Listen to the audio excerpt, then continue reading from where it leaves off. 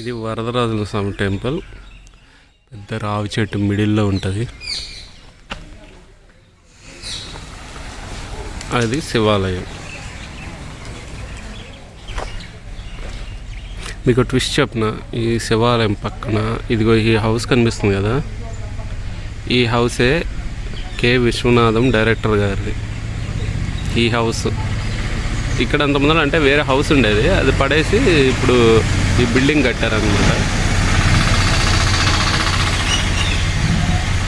ఇది కె విశ్వనాథం గారు పుట్టినిల్లు అనమాట.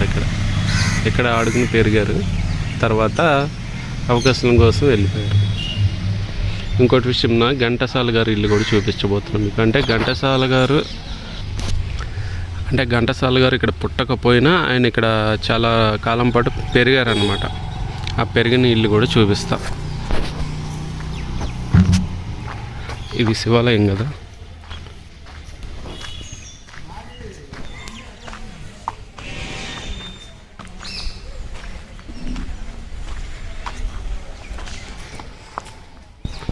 రోడ్డుకి పెంకుటిల్లు కనిపిస్తుంది కదా, ఫస్ట్ పెంకుటిల్లు ఇదే ఘంటసాల గారు పెరిగిన ఇల్లు అనమాట. వీరు నీళ్లు తీసుకోవటానికి ఈ స్ట్రైట్గా రోడ్డు ఉండేది. ఈ రోడ్డు పొడుగున వెళ్ళి రేవులో వాటర్ తీసుకొచ్చుకునేవాళ్ళు. వీళ్ళే ఘంటసాల గారు బావగారు.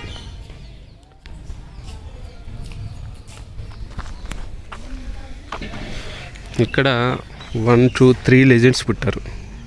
ఇంకోళ్ళు అంటే సముద్రాల రాఘవాచార్య గారు. ఇప్పుడు మనం విష్ణాయలంలోకి వెళ్ళి చూద్దాం. సముద్రాల రాఘవాచార్య గారే ఘంటసాల గారిని పరిచయం చేశారు సినీ ఇండస్ట్రీకి అవకాశం ఇచ్చి.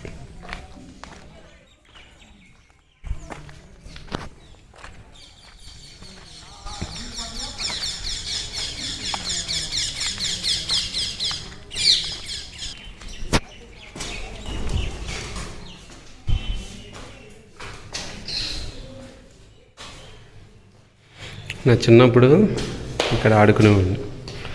ఇక్కడ మీకు విషయం తెలుసా, పైన ఉంది కదా, పైనుంచి వితౌట్ ఎనీ పైకి వెళ్ళిపోయేవాడిని. ఎట్లా వెళ్ళేవాడినో నాకు ఇప్పుడైతే అర్థం కావట్లేదు. పైకి వెళ్ళిపోయి పైన 3 స్టోర్స్ ఉండేవి. దాని మీద మనం కూర్చుని బయట చూస్తూ ఉండేవాళ్ళం.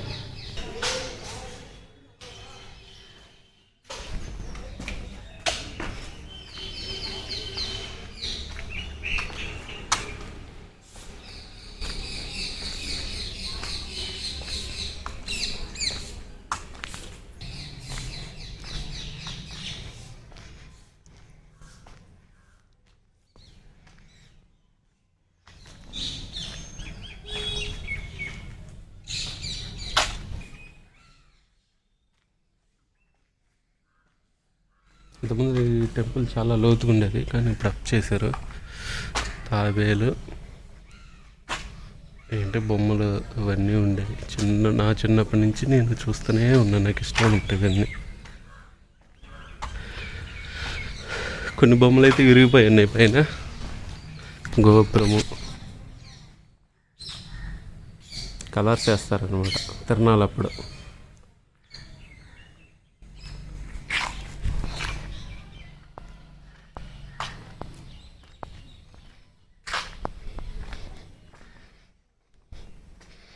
ఈ పూలు తెలుసా మీకు? చాలా మంచి స్మెల్ వస్తుంది. ఇదే ఏం పూలు? పారిజాతం చెట్టు ఇది. జమ్మి చెట్టు.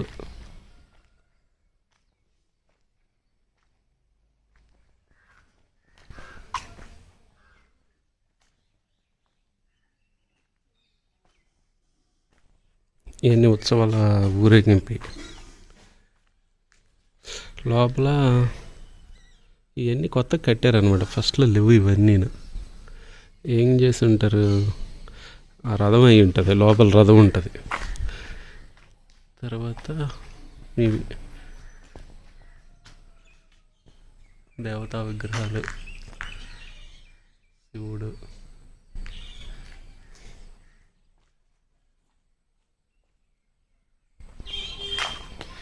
Office endowment office.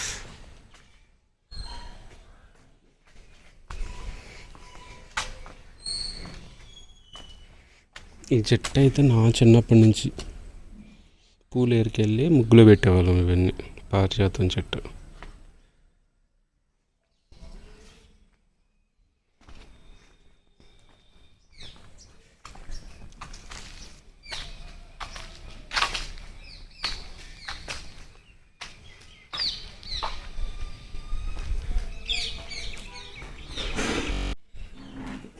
ఈ గుడి ప్రత్యేకత చెప్పమంటారా?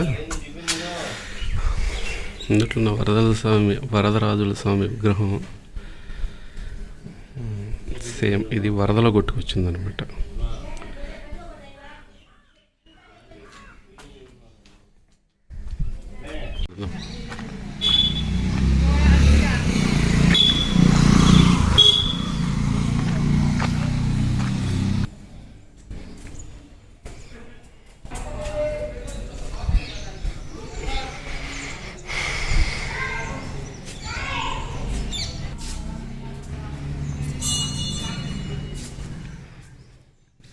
దీని మీద మేము ఎప్పుడు కూర్చొని ఆడుకుంటూ ఉండేవాళ్ళం. ఇక్కడ ఏనుగాట ఆడేవాళ్ళం అనమాట. ఇక్కడ నుంచి జారుకుంటూ స్లైడ్ లాగా కిందకి వెళ్ళిపోతూ ఉండేవాళ్ళం.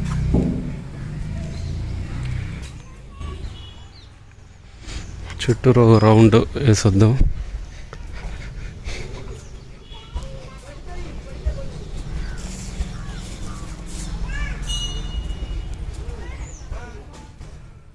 ఇదైతే చాలా ఇంకా పురాతన కాలం నాటిది. కొండరాళ్ళు చూడగట్లా ఉంది.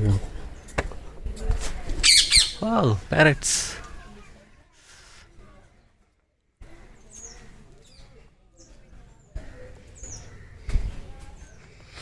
ఇక్కడ మీకు ఒక ఇంపార్టెంట్ విషయం కూడా చెప్పాలి. అదేంటంటే లోపల ఉన్న శివలింగాన్ని నారద మహర్షి ప్రతిష్ఠించడానికి ప్రతీక ఉంటుంది. ప్లస్ ఇక్కడ ఒక బావి కనిపిస్తుంది కదా, బావిలో మీకు ఒక సొరంగం ఉంటుంది. ఆ సొరంగం ఏదో ఒక నిధికి దారి తీసిద్ది అనేది ఒక ప్రతీక ఉంది.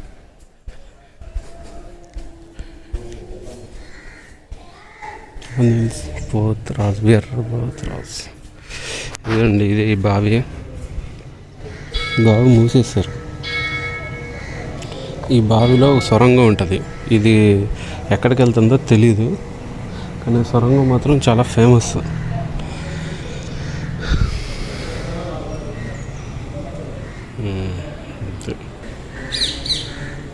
ఇక్కడైతే ఒక శాసనం అయితే ఉంది. ఇది ఏ భాష అర్థం కావట్లేదే.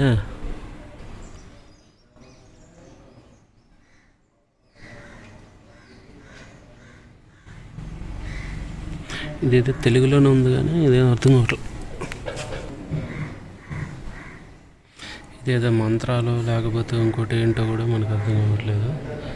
ఇక్కడ చెప్పడానికి కూడా ఏ ఆధారం కూడా కనిపించట్లేదు. సో ఇక మనం ఇదైతే చాలా ఫేమస్, చాలా ప్రశాంతంగా ఉంటుంది శివాలయం. ఈ శివాలయంలో శివ విగ్రహాన్ని ఆ నారద మహర్షి ప్రతిష్ఠించాడు. తర్వాత ఆ బాబు మాత్రం చాలా ఫేమస్. లోపలికి వెళ్దాం శివుడి దగ్గరికి.